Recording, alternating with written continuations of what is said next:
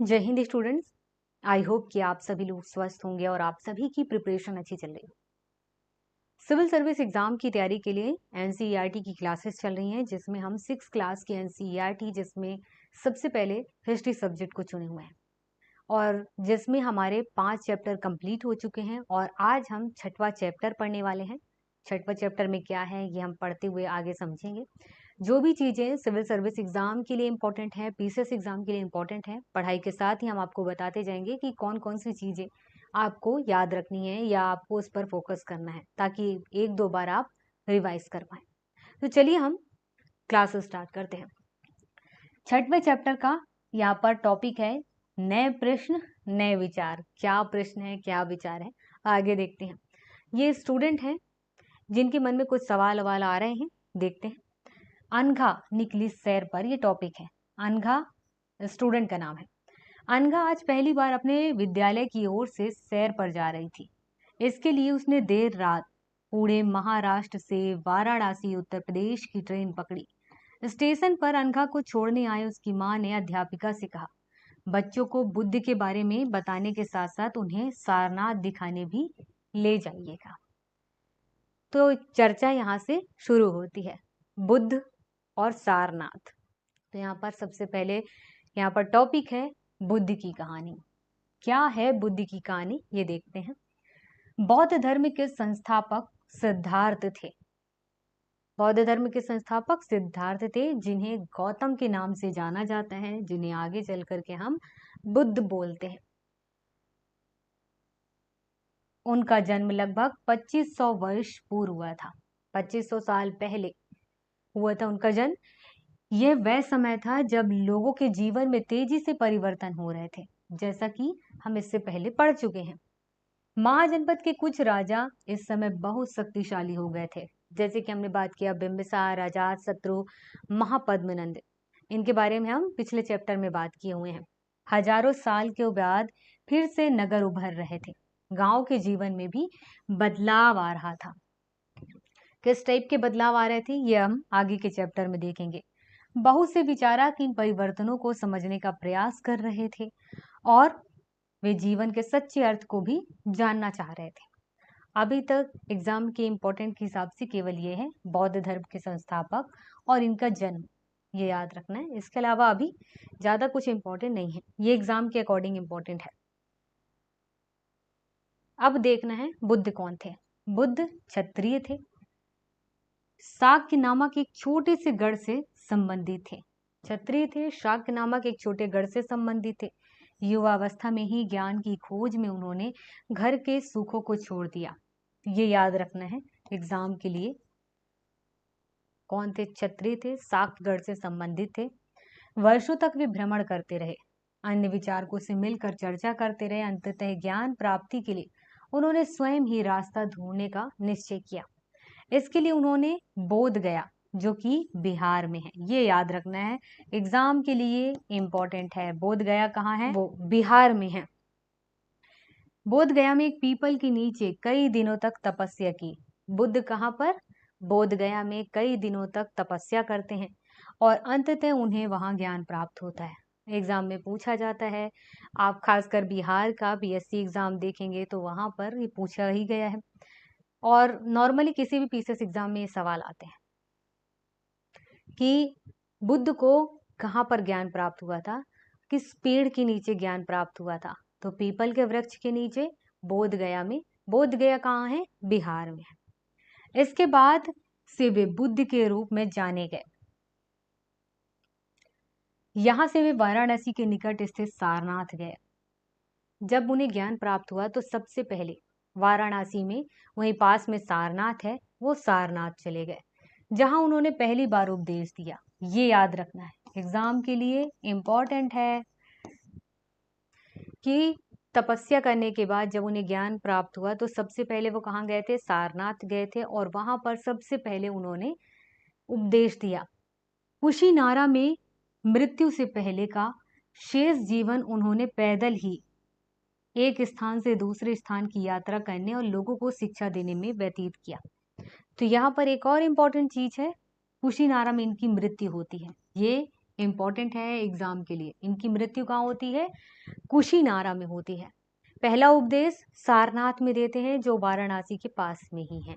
ठीक है, आगे बुद्ध ने शिक्षा दी कि यह जीवन कष्टों और दुखों से भरा हुआ है और ऐसा हमारी इच्छा और लालसाओं से होता है जो हमेशा पूरी नहीं हो सकती। हमारी लालसा, जो लालच है, क्या वो पूरी हो सकती है?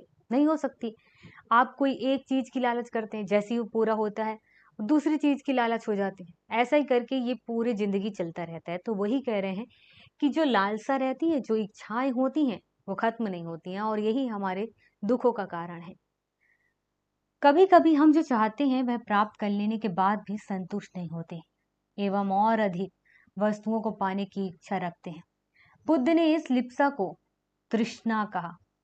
बुद्ध ने जो ये लालसा है, जो और चाहने की इच्छा है, उसे ही तृष्णा कहा। बुद्ध ने शिक्षा दी कि आत्म संयम अपनाकर हम ऐसी लालसा से मुक्ति पा सकते हैं। उन्होंने लोगों को दयालु होने और मनुष्य के साथ साथ जानवरों के जीवन का भी आदर करने की शिक्षा दी। दयालु हो, दूसरे जानवरों की या जानवरों का भी आदर करो, उनके जीवन का आदर करो। वे मानते थे कि हमारे कर्मों के परिणाम, चाहे वे अच्छे हों या बुरे, हमारे वर्तमान जीवन के साथ साथ बाद के जीवन को भी प्रभावित करते हैं।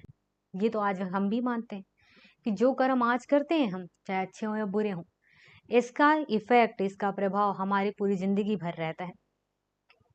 बुद्ध ने अपनी शिक्षा सामान्य लोगों को प्राकृत भाषा में दी। ये एग्जाम के लिए इम्पोर्टेंट है। बुद्ध ने अपनी शिक्षा, जो जनरली जन लोग थे, सामान्य लोग थे, उन्हें किस भाषा में शिक्षा दी? प्राकृत भाषा में दी। इससे सामान्य लोग भी उनके संदेश को समझ सकते थे।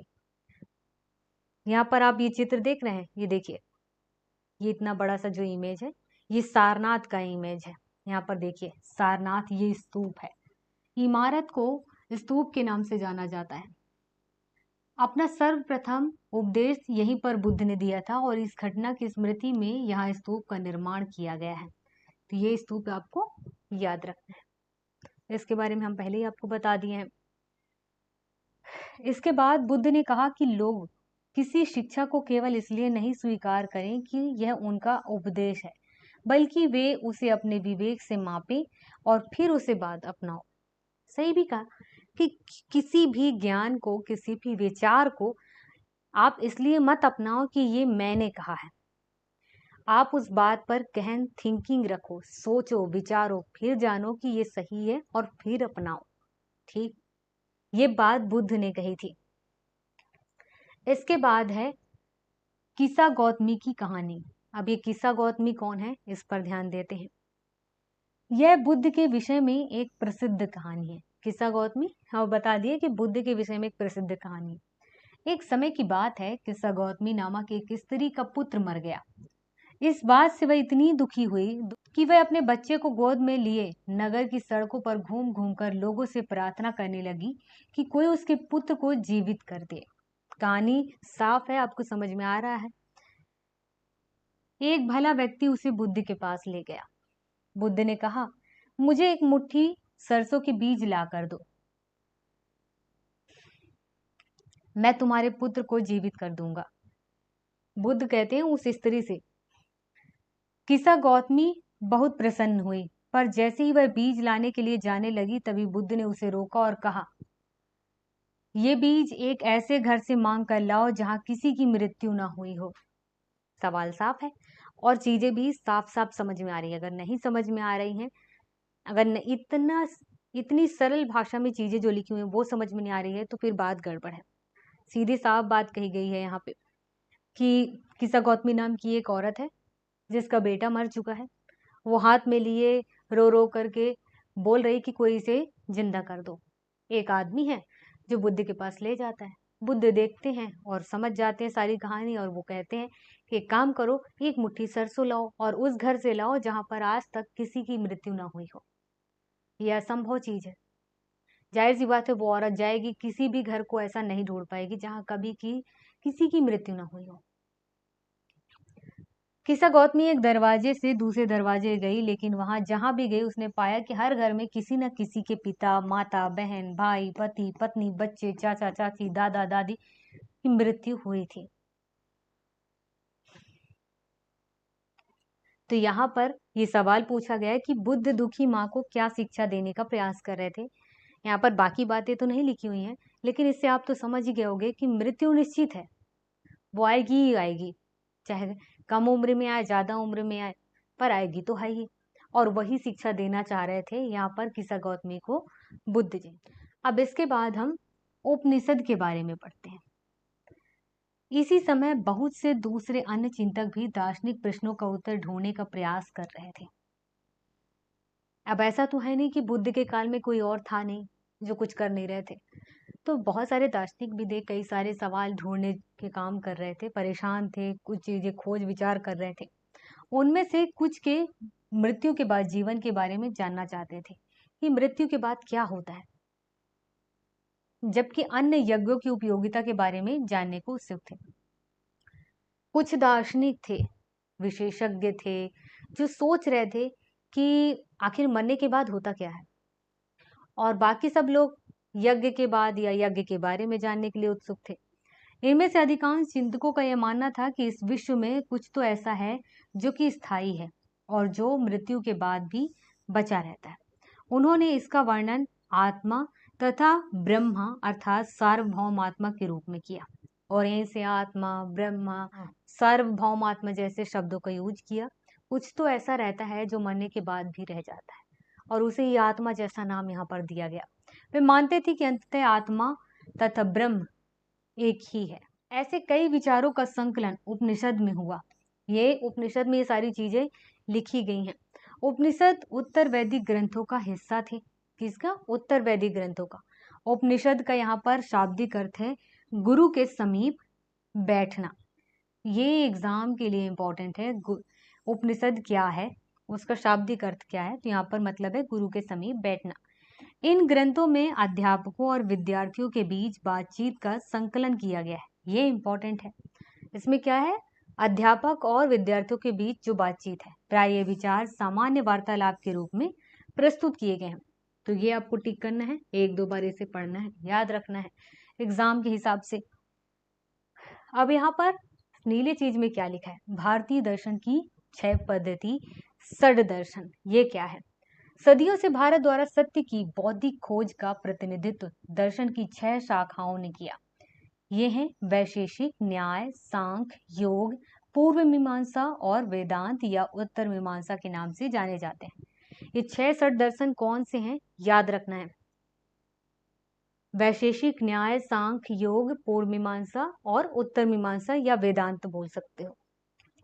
दर्शन की इन 6 पद्धतियों की स्थापना क्रम से ऋषि कड़द, गौतम, कपिल, पतंजलि, जैमिनी और व्यास द्वारा की गई थी। ये याद रखना है। देखिए, वैशेषिक ऋषि कड़द, न्याय गौतम, सांख्य कपिल, योग पतंजलि, पूर्व मीमांसा जैमिनी और उत्तर मीमांसा व्यास। ये याद रखना है, हमेशा लगभग पीसीएस एग्जाम में पूछा ही जाता है, और सिविल सर्विस एग्जाम में नहीं पूछेगा ऐसा कोई वो नहीं है, वो पूछ सकता है। जो ये रचनाएं की गई हैं, जो आज भी देश में बौद्धिक चर्चा की दिशा देते हैं, जर्मन मूल के ब्रिटिश भारतविद फ्रेडरिक मैक्स मूलर के अनुसार दर्शन की इन 6 शाखाओं का विकास कई पीढ़ियों के दौरान व्यक्तिगत विचारों के दौरान से हुआ। यद्यपि ये एक दूसरे से भिन्न दिखते हैं, तथापि सत्य की इनकी समझ में आधारभूत मेल दिखता है।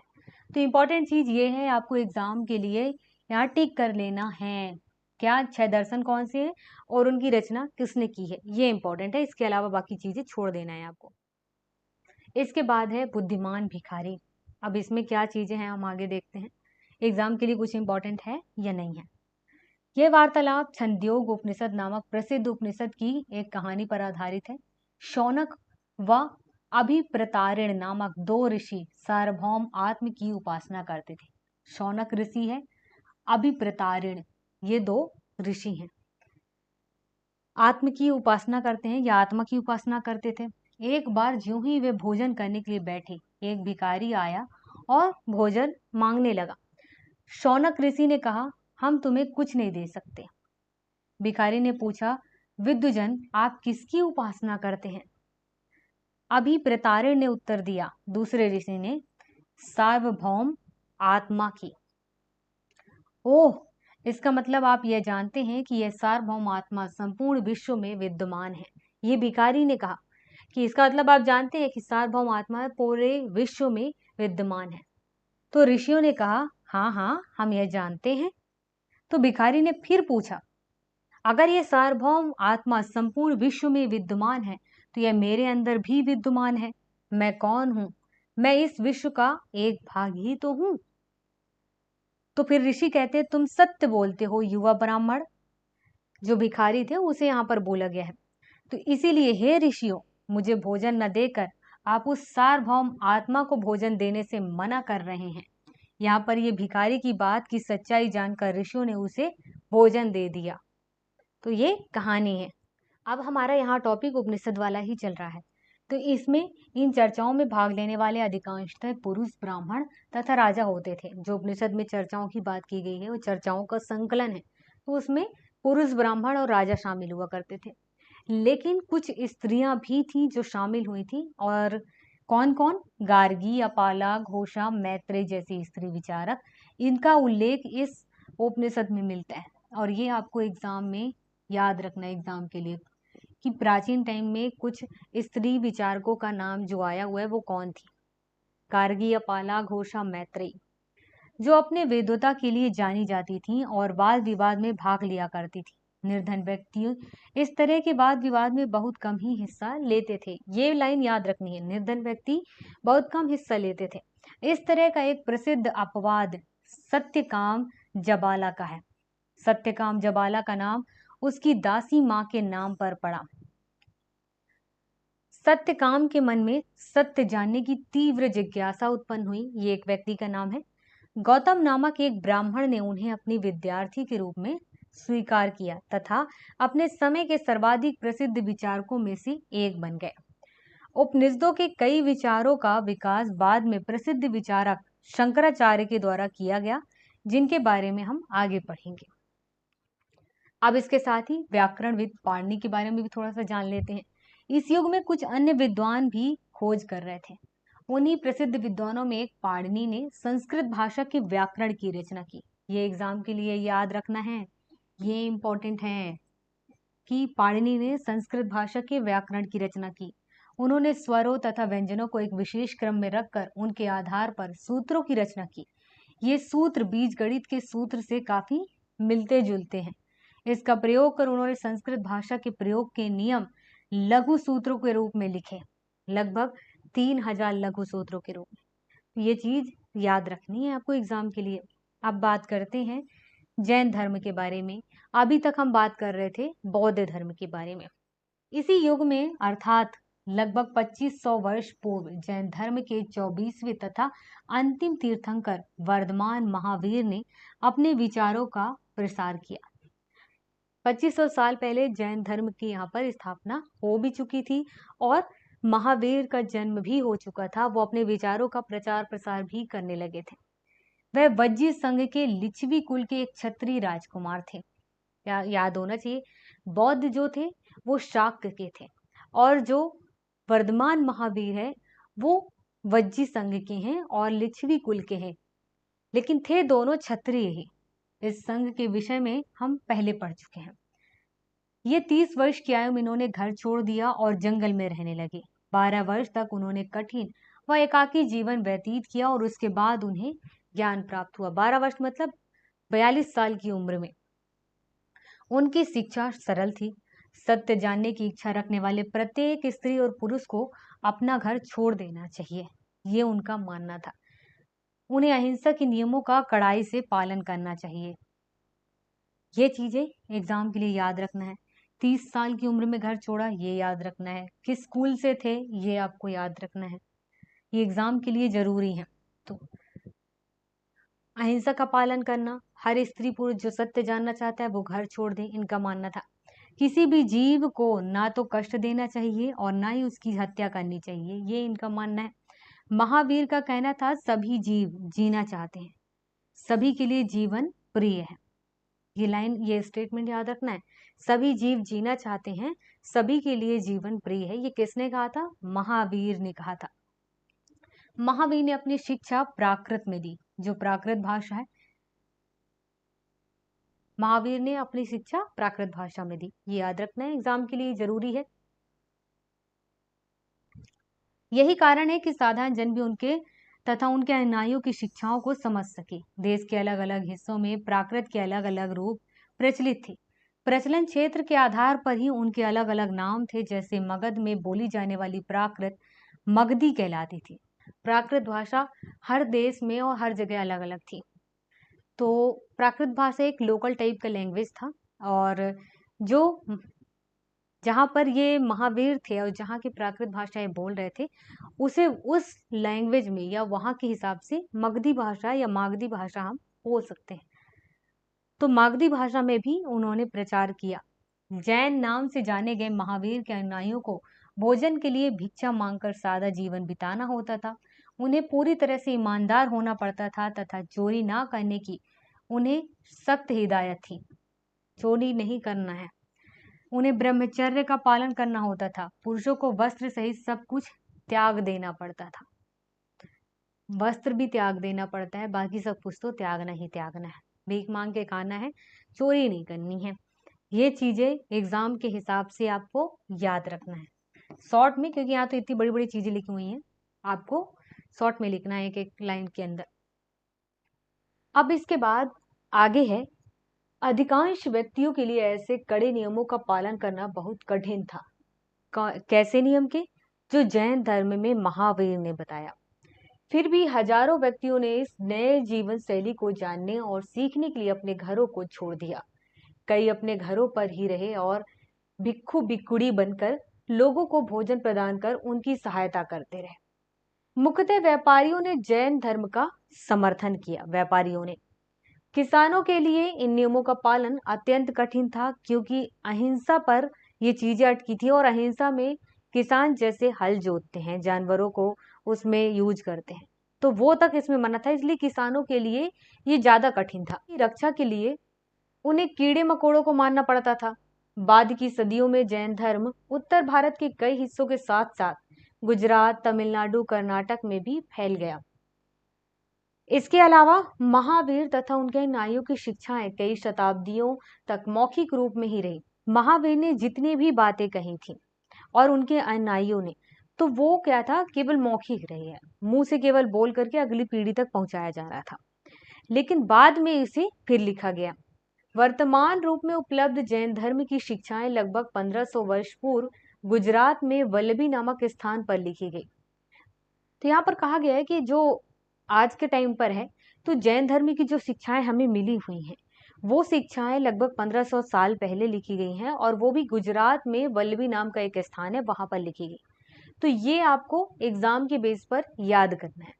इसके अलावा जैन शब्द का मतलब जिन शब्द से निकला है, जिन से निकला हुआ है, जिसका अर्थ है विजेता। ये आपको ध्यान रखना है, याद रखना है। यहाँ पर महावीर स्वामी के लिए या महावीर के लिए जिन शब्द का यूज किया गया है। इसके बाद संघ क्या है, या संघ के बारे में यहाँ पर हम जानते हैं। महावीर तथा बुद्ध दोनों का ही मानना था कि घर का त्याग करने पर ही सच्चे ज्ञान की प्राप्ति हो सकती है। ऐसे लोगों के लिए उन्होंने संघ नामक संगठन बनाया, जहां घर का त्याग करने वाले लोग एक साथ रह सके। अब जैसे कि यहाँ पर साफ साफ लिखा हुआ है कि ज्ञान की प्राप्ति तभी हो सकती है जब आप अपना घर त्याग देंगे हमेशा के लिए। अब इतने सारे लोग घर त्यागेंगे और ज्ञान की प्राप्ति कर रहे हैं और ऐसे धर्म को अपना रहे हैं, तो ऐसे में एक संघ का निर्माण किया गया जहां सब लोग साथ रहते थे। संघ में रहने वाले बौद्ध भिक्षुओं के लिए बनाए गए नियम विनय पिटक नामक ग्रंथ में मिलता है। ये आपको याद रखना है। विनय पिटक, जो विनय पिटक है वो बौद्ध भिक्षुओं से रिलेटेड है, उन्हीं के लिए ये ग्रंथ है। विनय पिटक से हमें पता चलता है कि संघ में पुरुषों और स्त्रियों के रहने की अलग अलग व्यवस्था थी। ये भी आपको याद रखना है। सभी व्यक्ति संघ में प्रवेश ले सकते थे। हालांकि संघ में प्रवेश के लिए बच्चों को अपने माता पिता से, दासों को अपने स्वामी से, राजा के यहाँ काम करने वाले लोगों को राजा से तथा कर्जदारों को अपने देनदारों से अनुमति लेनी होती थी। एक स्त्री को इसके लिए अपने पति से अनुमति लेनी होती थी। तो यहाँ से लेकर के यहाँ तक एग्जाम के बेस पर ये इंपॉर्टेंट है, आपको याद रखना है। विनय पिटक में बौद्ध भिक्षुओं से रिलेटेड बातें लिखी गई हैं, जैन धर्म से संबंधित है और क्या क्या इसमें है। वैसे तो जैन धर्म में सभी लोग प्रवेश कर सकते थे, लेकिन कौन किसके परमिशन से, किसकी अनुमति से ले सकता है, ये भी यहाँ पर लिखा हुआ है। तो ये चीजें याद रखनी है। संघ में प्रवेश लेने वाले स्त्री पुरुष बहुत सादा जीवन जीते थे। वे अपना अधिकांश समय ध्यान करने में बिताते थे और दिन के एक निश्चित समय में वे शहरों और गांव में जाकर भिक्षा मांगते थे। यही कारण है कि उन्हें भिक्खु और भिक्खुड़ी साधु के लिए प्राकृत शब्द कहा गया है। वे आम लोगों को शिक्षा देते थे और साथ ही एक दूसरे की सहायता भी करते थे। किसी तरह की आपसी लड़ाई का निपटारा करने के लिए ये प्रायः बैठ के भी किया करते थे। लड़ाई को निपटाने के लिए बैठक किया करते थे और जनरली क्या करते थे, दिन में ध्यान करते थे और एक एक निश्चित टाइम था जहां पर वो भिक्षा मांगने जाते थे। संघ में प्रवेश लेने वालों में ब्राह्मण, क्षत्रिय, व्यापारी, मजदूर, नाई, गणिकाएं और दास शामिल थे। इनमें से कई लोगों ने बुद्ध की शिक्षाओं के विषय में लिखा था। कुछ लोगों ने संघ में अपने जीवन के विषय में सुंदर कविताओं की भी रचना की थी। अब इसके बाद विहार क्या है, तो ये भी आपको जानना है। अभी हमने संघ के बारे में जाना, अब विहार ये पूछा जा सकता है एग्जाम में, इससे पहले पूछा भी गया है। जैन तथा बौद्ध भिक्षु पूरे साल एक स्थान से दूसरे स्थान घूमते हुए उपदेश दिया करते थे। केवल वर्षा ऋतु में जब यात्रा करना कठिन हो जाता था तो वो एक ही स्थान पर निवास करते थे। ऐसे समय वे अपने अनुयायियों द्वारा उद्यानों में बनाए गए अस्थायी निवासों में अथवा पहाड़ी क्षेत्रों की प्रकृति गुफाओं में रहते थे। जैसे जैसे समय बीतता गया, भिक्खु भिक्षुड़ियों ने स्वयं तथा उनके समर्थकों ने अधिक स्थायी शरण स्थलों की आवश्यकता का अनुभव किया। तब कई शरण स्थल बनाए गए जिन्हें विहार कहा गया। अब यहाँ पर ध्यान देना, सरल शब्दों में यहाँ पर लिखा हुआ है कि वैसे तो वो इधर उधर जाते रहते थे, शिक्षा देते थे, उपदेश देते थे, लेकिन वर्षा ऋतु में रुकना पड़ता था। तो इसलिए अस्थायी रूप से स्टार्ट में क्या किए कि वो लोग जगह रुकने के लिए निश्चित कर लेते थे।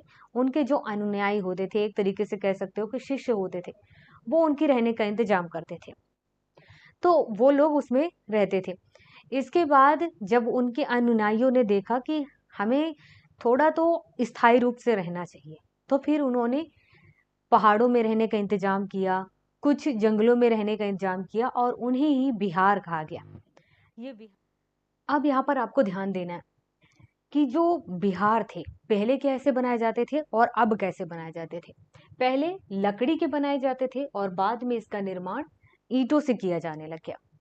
पश्चिम भारत में विशेषकर कुछ विहार पहाड़ियों को खोदकर बनाए गए हैं। पहाड़ी को खोद करके उसे डिजाइन देते थे, मतलब पत्थरों को ही डिजाइन दे दिया जाता था, फिर वो रहने लायक बनता था, जिसे हम विहार कह रहे हैं। किसी धनी व्यापारी, राजा अथवा भूस्वामी द्वारा दान में दी गई भूमि पर विहार का निर्माण होता था।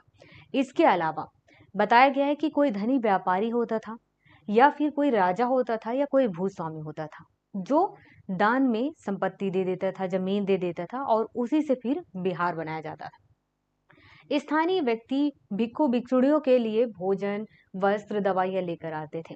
जो नॉर्मल लोग थे वो लोग क्या करते थे कि कुछ लोग भोजन ले आते थे, कुछ लोग दवाइयां ले आते थे, कोई वस्त्र कपड़े ले आते थे उनके पहनने के लिए, जिसके बदले ये भिक्खु और भिक्षुड़ी लोगों को शिक्षा देते थे।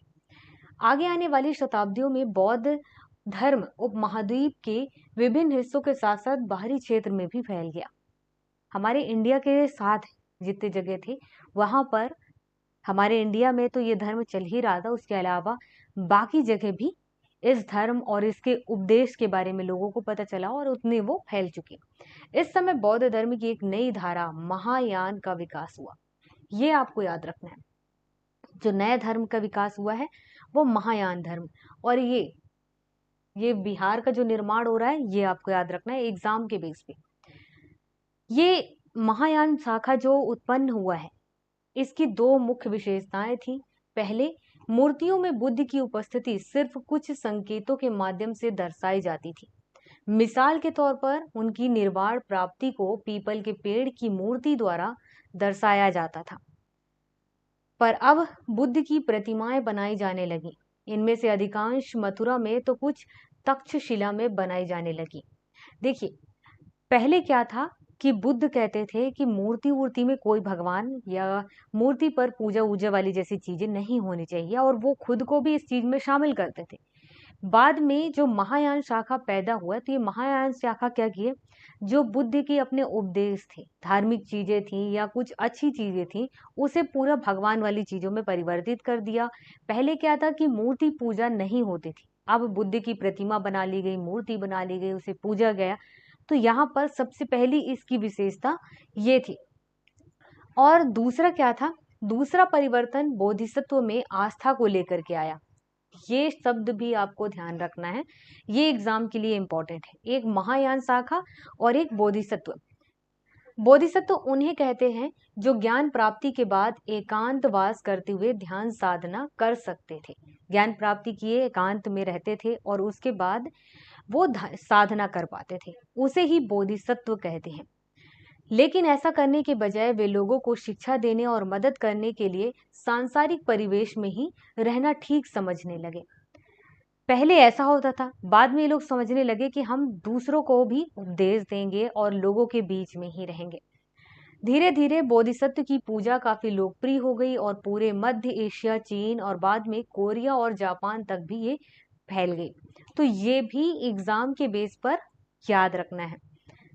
बौद्ध धर्म का प्रसार पश्चिमी और दक्षिणी भारत में हुआ, जहां बौद्ध भिक्षुओं के रहने के लिए पहाड़ों में दर्जनों गुफाएं खोदी गई हैं। आगे क्या है, आगे है बौद्ध धर्म दक्षिण पूर्व की ओर श्रीलंका, म्यांमार, थाईलैंड तथा इंडोनेशिया सहित दक्षिण पूर्व एशिया के अन्य भागों में भी फैला।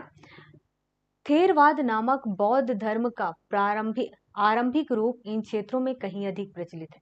तो थेरवाद, ये बौद्ध धर्म का ही है थेरवाद। ये आपको एग्जाम के लिए याद रखना है, ये टिक कर लेना है। थेरवाद किससे संबंधित है, बौद्ध धर्म से संबंधित है। इसके बाद क्या है, यहाँ है ये पीले रंग में तीर्थयात्री। अब ये क्या है, इस पर देखते हैं। तीर्थयात्री वे स्त्री पुरुष होते हैं जो प्रार्थना के लिए पवित्र स्थानों की यात्रा किया करते हैं। इसी तरह भारत की यात्रा पर आया चीनी बौद्ध तीर्थयात्री फाशियान, ये याद रखना है।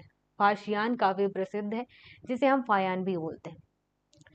वह करीब 1600 साल पहले आया था, 1600 साल पहले। और ह्वेन सात्सांग, इसे हम ह्वेन सांग भी बोलते हैं, ये 1400 साल पहले भारत आया। उसके करीब 50 साल बाद इतिसंग आया। वे सब बुद्ध के जीवन से जुड़े हुए जगहों, प्रसिद्ध मठों को देखने के लिए भारत आए। फायान हो या ह्वेनसांग हो या इतिसंग हो, ये सब लोग बौद्ध धर्म से जुड़ी चीजों को जानने के लिए ही इंडिया आए हुए थे। इनमें से प्रत्येक तीर्थयात्री ने अपनी यात्रा का वर्णन लिखा है। इन्होंने अपनी यात्रा के दौरान आई मुश्किलों के बारे में लिखा। इन यात्राओं में कई वर्ष लग जाया करते थे। जिन देशों और मठों को उन्होंने देखा उनके बारे में उन्होंने लिखा, और उन किताबों के बारे में भी उन्होंने लिखा जिन्हें वे अपने साथ ले गए। तो आपको याद रखना है, फायान ने कौन सी किताब लिखी, ह्वेनसांग ने कौन सी किताब लिखी, और इतिसंग ने कौन सी किताब लिखी। अब नालंदा के बारे में यहाँ पर कुछ लिखा है। नालंदा शिक्षा का एक विशिष्ट केंद्र है। यहाँ पर ह्वेनसांग तथा अन्य तीर्थयात्रियों ने उस समय के सबसे प्रसिद्ध बौद्ध विद्या केंद्र नालंदा, जो कि बिहार में है, और तक्षशिला पाकिस्तान में है, अध्ययन किया। उनमें नालंदा के बारे में इस प्रकार लिखा है, यहाँ के शिक्षक योग्यता तथा बुद्धि में सबसे आगे हैं। बुद्ध के उपदेशों का वह पूरी ईमानदारी से पालन करते हैं। मठ के नियम काफी सख्त हैं, जिन्हें सबको मानना पड़ता है। पूरे दिन वाद विवाद चलते ही रहते हैं, जिससे युवा और वृद्ध दोनों ही एक दूसरे की मदद करते हैं। आपको एग्जाम के बेस पर इसे ध्यान रखना है, वो इस वजह से कि स्टेटमेंट के माध्यम से यहाँ पर पूछा जा सकता है। विभिन्न शहरों से विद्वान लोग अपनी शंकाएं दूर करने यहाँ आते हैं। नए आगंतुकों से पहले द्वारपाल ही कठिन प्रश्न पूछते हैं। उन्हें अंदर जाने की अनुमति तभी मिलती है जब वे द्वारपाल को सही उत्तर दे पाते हैं। 10 में से 7-8 सही उत्तर नहीं दे पाते हैं। तो ये चीज आपको याद रखनी है। इसके बाद है जीवन के चरण, आश्रम। आश्रम के बारे में इसमें क्या इंपॉर्टेंट है, इसके बारे में हम बात करते हैं। आश्रम शब्द का तात्पर्य जीवन के एक चरण या एक स्टेज से है। हमारे जीवन में 4 आश्रम हैं, ब्रह्मचर्य, गृहस्थ, वानप्रस्थ और संन्यास। ये 4 आश्रम है, ये एग्जाम के लिए याद रखना है। ब्रह्मचर्य के अंतर्गत ब्राह्मण, क्षत्रिय, वैश्य से यह अपेक्षा की जाती थी कि इस चरण के दौरान वे सादा जीवन बिताकर वेदों का अध्ययन करेंगे। गृहस्थ आश्रम के अंतर्गत उन्हें विवाह करे गृहस्थ के रूप में रहना होता था और वानप्रस्थ के अंतर उन्हें जंगल में रहकर साधना करनी होती थी और उन्हें सब कुछ त्याग कर सन्यासी बन जाना होता था।